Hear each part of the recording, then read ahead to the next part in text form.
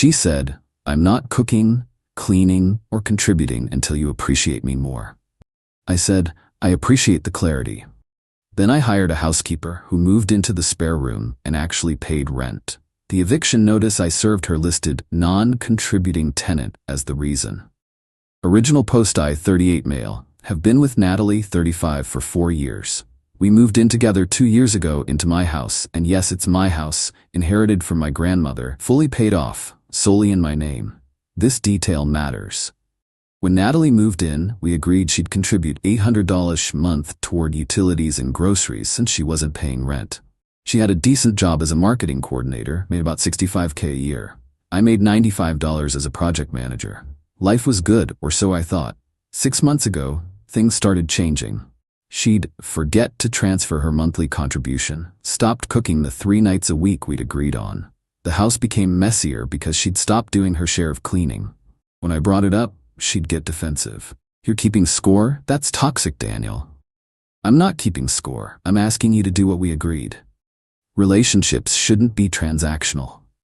Meanwhile, I'm paying the property taxes, insurance, all repairs, most groceries, and doing 80% of the housework.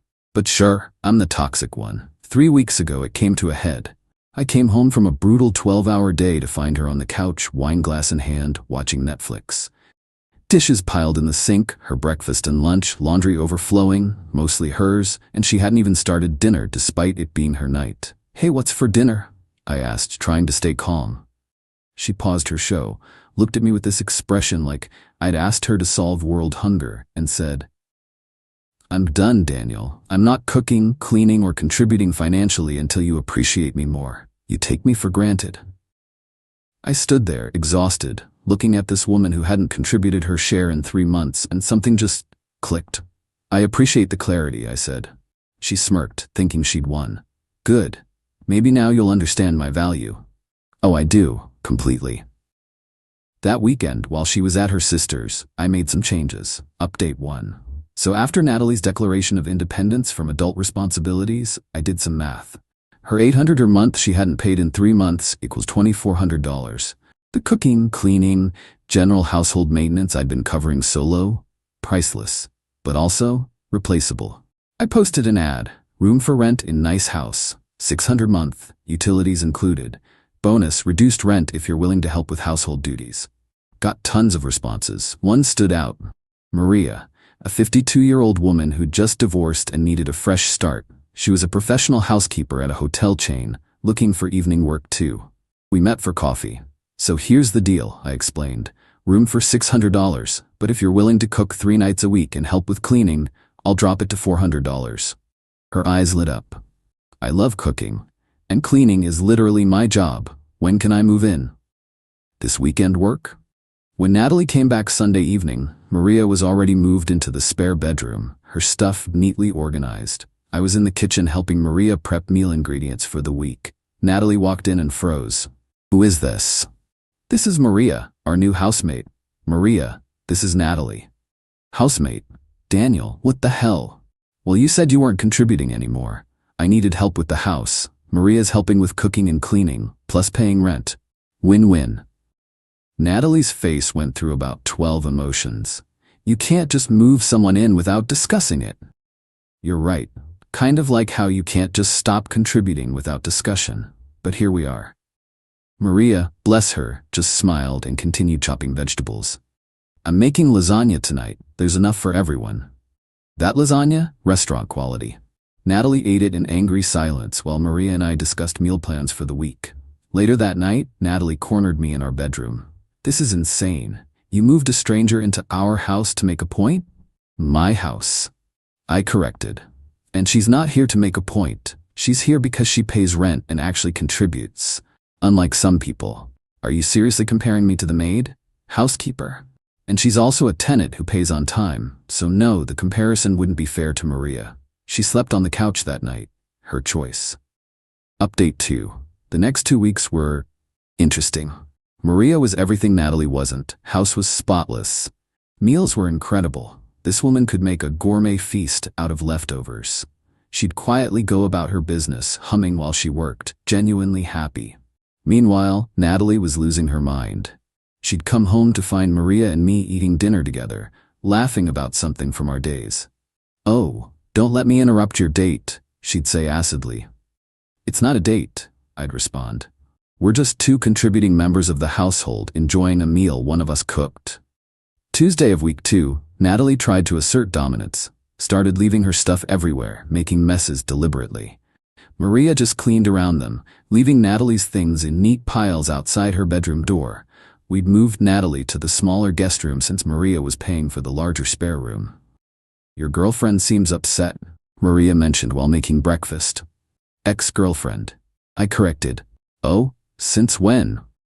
"Since she decided being an adult was too much work." Natalie overheard and stormed in. "We're not broken up, we're working through issues." "What work are you doing exactly?" I asked. Because from where I'm sitting, Maria's doing all the work. That's when Natalie made her first mistake. She turned on Maria. "You think you're so special? He'll get tired of you too, honey. Hope you're not getting too comfortable." Maria, this wonderful woman, just smiled. "I'm very comfortable, actually. The room is lovely, rent's affordable, and Daniel's a respectful landlord. Why would I leave?" "Landlord? Is that what he's calling himself?" "Well, that's what someone who owns a house and rents rooms is called," Maria said pleasantly, then turned to me. "Daniel, I found this great recipe for Thursday. Mind if I use the good cookware?" "Use whatever you need." Natalie glared at us both and stomped off. But I knew she was planning something. Her sister Jenna started texting me about how I was emotionally abusing Natalie by replacing her with hired help. Thursday morning, I found out what Natalie's plan was. Update 3. Thursday started with drama. I woke up to Natalie on the phone with someone, speaking loudly enough to wake the whole house. "Yes, officer? I'm being illegally evicted from my home. My boyfriend moved another woman in and is trying to force me out." "Yes, I've lived here for 2 years. No, I'm not on the lease, but I have tenant rights." "Really?" She was really going there? 30 minutes later, 2 cops showed up. Natalie had put on quite the performance, tears, shaking, the works. "Sir, we received a complaint about an illegal eviction." "No eviction happening, officers. She's free to stay as long as she wants." Natalie's face fell. "But he moved another woman in." "A paying tenant," I clarified, showing them Maria's rental agreement. "The house has 3 bedrooms. My girlfriend decided she no longer wanted to contribute financially or otherwise, so I rented out the spare room." The younger cop looked confused. "So, you're all living here together?" "Yep, she's welcome to stay. She just has to live with the consequences of her choices." The older cop, who'd clearly seen everything, turned to Natalie. "Ma'am, unless he's preventing you from entering or removing your belongings, there's no illegal eviction. He can rent rooms in his own house, but he's trying to replace me. That's a relationship issue, not a legal one." After they left, Natalie was furious. But Maria? Maria had made coffee and muffins for everyone, including the officers who politely declined but appreciated the gesture. "You're a real piece of work," Natalie hissed at me. "I learned from the best." That afternoon, while I was at work, Natalie made her second mistake. She tried to intimidate Maria. According to Maria and my security cameras, Natalie got in her face, called her a pathetic old woman desperate for male attention, and suggested she watch her back. Maria just laughed.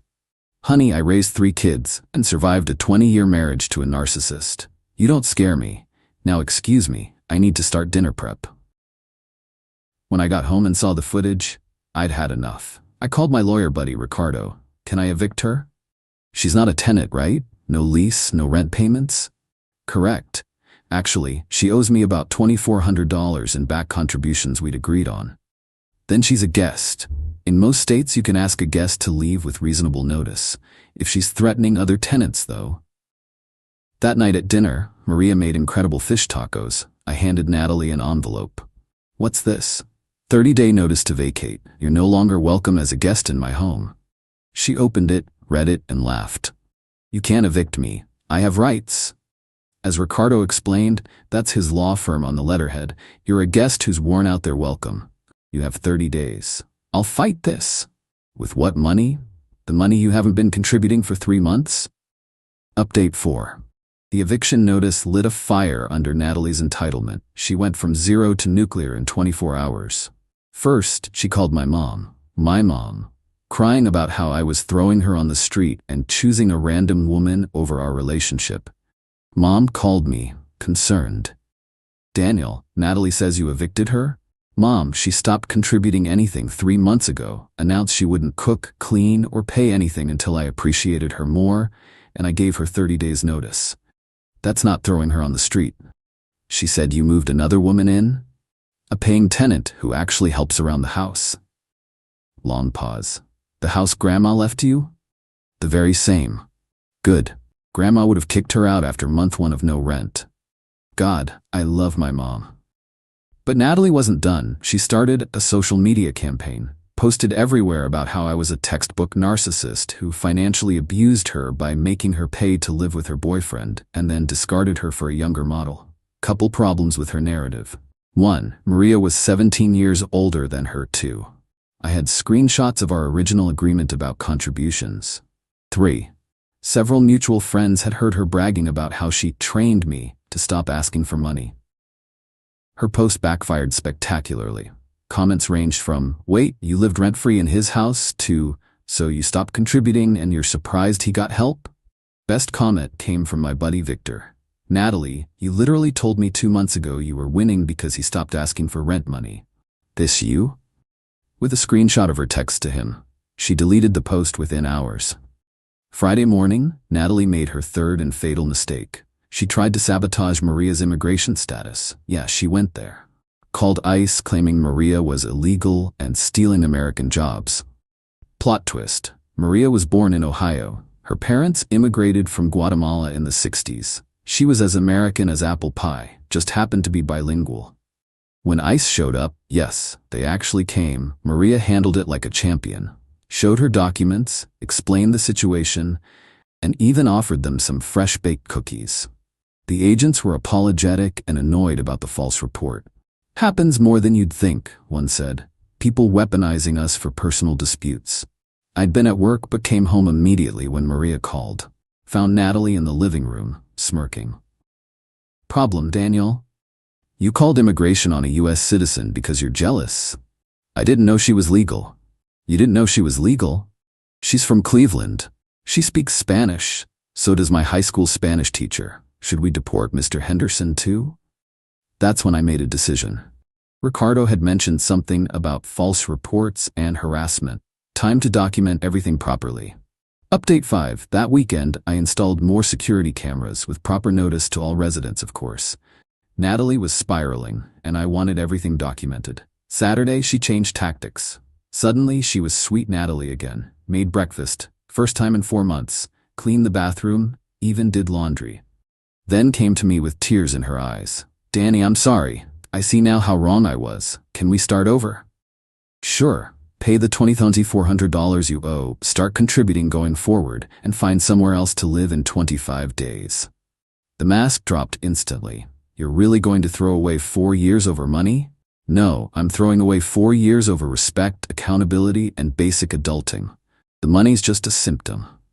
She tried to seduce me that night. Came to my room in lingerie I'd bought her last Valentine's. "Remember how good we were together?" "Were we though? Because I remember me doing most of the work while you complained it wasn't enough." "That's not fair. Your contribution spreadsheet would disagree." "Oh wait, you don't have one because you contributed nothing." She left, slamming the door. Maria texted from her room. "You okay?" Heard doors slamming. "All good, sorry if we woke you." "No worries, made extra breakfast burritos for tomorrow. They're in the fridge." See the difference? Sunday brought Natalie's sister Jenna and their mom, Patricia. They showed up uninvited for an intervention. "Daniel," Patricia started, "you're destroying my daughter over petty household chores." Maria, who was in the kitchen, spoke up. "Would you like some coffee? I just made a fresh pot." Patricia ignored her. "This is what I'm talking about. You've hired help to replace my daughter? I've rented a room to someone who pays rent and happens to be helpful, unlike your daughter who pays nothing and creates more work." Jenna jumped in. "Natalie's going through a hard time. She deserves support." "What hard time? She has a job, no kids, no sick relatives, no major responsibilities except being a basic functioning adult." "She's depressed," Jenna announced. "About what?" I asked. having to contribute to the household she lives in? Natalie started crying. You see, he doesn't even care about my mental health. I cared for 3 years while you contributed. Funny how the depression only started when I asked you to pay your share. Maria quietly left the room, but not before putting out a plate of homemade coffee cake. Even while being ignored and disrespected, she was gracious. Patricia tried guilt. We welcomed you into our family, and I welcomed your daughter into my home. Rent-free for 2 years. How much would that cost anywhere else? $1,500 a month minimum? That's $36,000 of free housing I provided. You're welcome. They left after an hour of circular arguments, but I knew this wasn't over. Monday, I got a call at work from my mortgage company.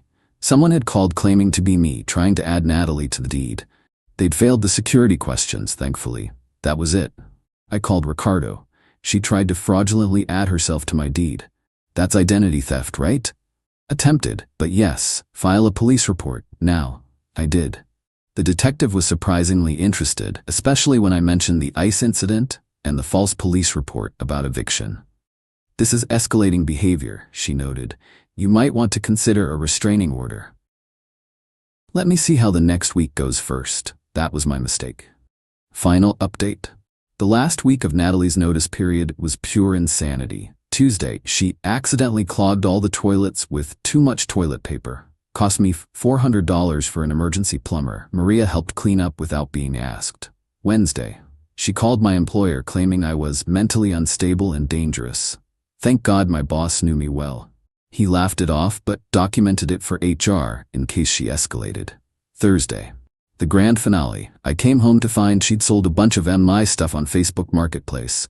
My gaming console, my grandmother's china, that hurt the most, and some power tools. She had the buyers coming to my house. When the first buyer showed up, I had to explain the situation. Sorry, these items were listed without my permission. They're not for sale. The guy was understanding. Oh man, messy breakup? The messiest. I called the police immediately. When they arrived, Natalie played victim again. These are communal items. We bought them together. I had receipts. For everything. All in my name, all from before she moved in. The officer looked at her. Ma'am, selling someone else's property is theft. But I live here. That doesn't make his belongings yours. They arrested her. Actually arrested her. Maria watched from the doorway, shaking her head. While Natalie was being processed, I went full nuclear myself. Got an emergency restraining order based on the escalating harassment, identity theft attempt, and now actual theft. Ricardo rushed it through with a judge he knew. Natalie's mom bailed her out that night. The next morning, she came with police escort to get her belongings. She had 2 hours to pack, supervised the entire time. As she was leaving, she turned to me. You destroyed my life, over $800 a month. No, you destroyed your own life by deciding that being an adult was optional. I just stopped enabling it. No one will ever love you like I did. Maria, who was watching from the kitchen, called out. That's probably a good thing, honey. The officer escorting Natalie had to turn away to hide his laugh. She moved back in with her parents. Sent me one last text from Jenna's phone. You'll regret this when you're old and alone. I showed it to Maria over dinner. She'd made incredible enchiladas. You know what I regret? I said. Not doing this 2 months into her refusing to contribute. You're a patient man, Maria agreed. My ex-husband pulled that once. Once. I changed the locks while he was at his mother's. We high-fived. The aftermath? Natalie pled down to misdemeanor attempted theft, got probation and community service. The restraining order was granted for 1 year. She had to pay me $1,800 in restitution for the plumber and attempted sales. Her mom still sends me angry emails monthly. They go straight to spam. Jenna tried to date shame me on social media, posting that I was living with a woman old enough to be my mother. Maria's only 14 years older, but whatever. Maria responded with a photo of the amazing Thanksgiving dinner she cooked, captioned, "Grateful for roommates who pay rent." It got 500 likes. As for me and Maria, we're the best roommate situation ever. She pays rent on time, cooks amazing food 3 nights a week, keeps the common areas spotless, and is just generally pleasant company. We watch Jeopardy together, and she's teaching me Spanish. Started dating someone new last month. Amy, a financial analyst who saw the whole Natalie drama play out on social media and messaged me, "Your ex sounds exhausting. Coffee?" When Amy came over for dinner, Maria made her famous lamb chops. Amy brought wine and insisted on helping with dishes. "Keep this one," Maria whispered to me later. "The house is peaceful. Bills are paid, there's always good food. And nobody expects me to subsidize their entire existence while complaining I don't appreciate them enough." Natalie, according to mutual friends, is still living with her parents, still refusing to understand why her protest backfired, and telling everyone I financially abused her by checks notes, expecting her to contribute to the household she lived in. Last week, Maria renewed her lease for another year. Brought me a bottle of good whiskey and said, "Thanks for being the first man in my life who just wanted rent and respect, nothing else. Thanks for being the first woman in my life who actually delivered what they promised." We clinked glasses. Oh, and I'm using Natalie's $1,800 restitution payment to replace my grandmother's china. Found an almost identical set on eBay. Maria's already planning to use it for Christmas dinner. Funny how someone just helping with cooking and cleaning turned out to be better company than someone who claimed to love me but couldn't be bothered to act like an adult. To everyone saying I should have just kicked her out immediately, you're right. But sometimes people need to see exactly how replaceable their irreplaceable contribution really is. Natalie thought she had me trapped because she assumed I needed her more than she needed me. She was wrong. The eviction notice listing non-contributing tenant as the reason? Framed in my office. Ricardo made me a copy as a joke. It's my daily reminder that when someone shows you who they are, believe them. And when they stop contributing, replace them with someone who will. Maria's making pulled pork for dinner tonight. Amy's coming over. Life is good. Edit. Since everyone's asking, yes, Maria has met Amy several times now. They get along great. Maria's even teaching Amy some of her recipes. Last week they ganged up on me about my spice cabinet organization. This is the kind of problem I'm happy to have.